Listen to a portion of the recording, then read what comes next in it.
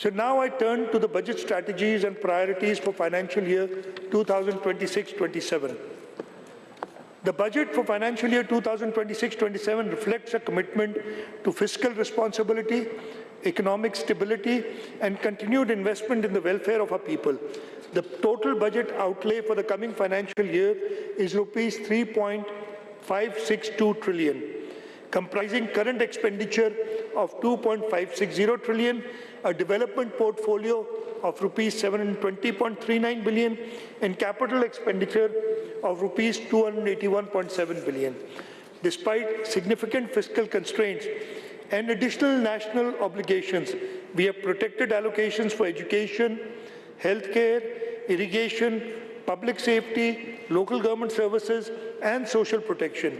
The budget has been formulated on the principles of fiscal prudence, protection of human development, infrastructure investment, and support for vulnerable sections of the society through a balanced combination of expenditure rationalization, improved resource mobilization, and targeted investments. This budget seeks to sustain economic growth, strengthen public services, enhance climate resilience, and create opportunities for future generations across Sindh. The budget has been prepared on a balanced strategy founded on 4 principles: safeguarding Sindh's constitutional rights, maintaining fiscal sustainability, contributing to national stability, and continuing investment in the welfare of our people. Honorable Speaker, Sindh responded positively to federal government's request for cooperation towards national strategic requirements.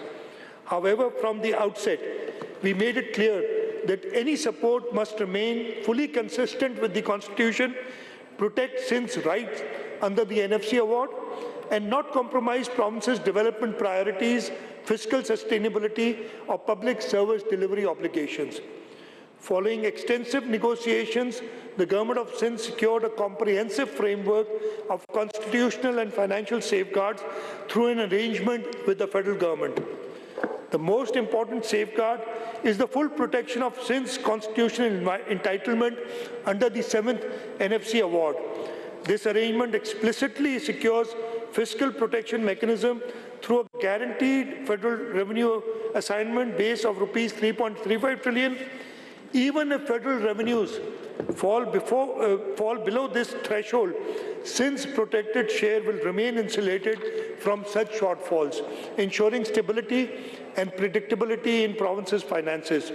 At the same time, any revenues collected above the projected federal revenue assignment of rupees 15.264 trillion will continue to be distributed under the NFC formula, ensuring that Sindh retains its full constitutional share in future revenue growth. Honorable Speaker, the constitutional basis for this support is rooted in Article 164 of the Constitution, which empowers the Provincial Assembly to make grants in respect of matters beyond its legislative competence. This arrangement reflects the spirit of cooperative federalism. Fulfilling these national responsibilities has not been without a cost. To accommodate this contribution while maintaining fiscal stability, the government has reduced its provincial ADB size from the projected rupees 575 billion to rupees 400 billion. Nevertheless, we have protected priority projects and essential public services that directly affect the lives of our citizens. Our objective is not merely to spend more, but to spend better. This budget therefore reflects a careful balance between national responsibility and provincial rights, between fiscal development discipline and development ambition, and between present challenges and future opportunities. So I'll just briefly tell you our investments in various sectors. In the education sector, that remains at the heart of the government's development strategy. We are allocating rupees 601 billion for education. For health and population sector, the total allocation is rupees 402 billion.